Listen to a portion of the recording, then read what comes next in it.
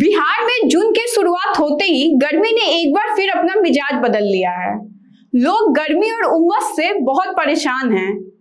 लोग बस दिन में ही नहीं बल्कि रात में भी गर्मी से राहत नहीं मिल रही है। मौसम विभाग के अनुसार राजधानी पटना में अधिकतम तापमान 39 डिग्री दर्ज किया गया है।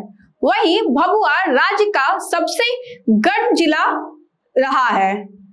आपको बता दें कि भभुआ में 41.4 डिग्री सेल्सियस तापमान दर्ज किया गया है।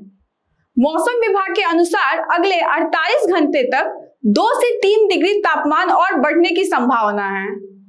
लोग इस गर्मी और उमस से काफी परेशान हैं और इसका असर दोपहर में रोड पे भी दिखने को मिल रहा है। सड़क पर लोगों की भीड़ बहुत कम हो गई है।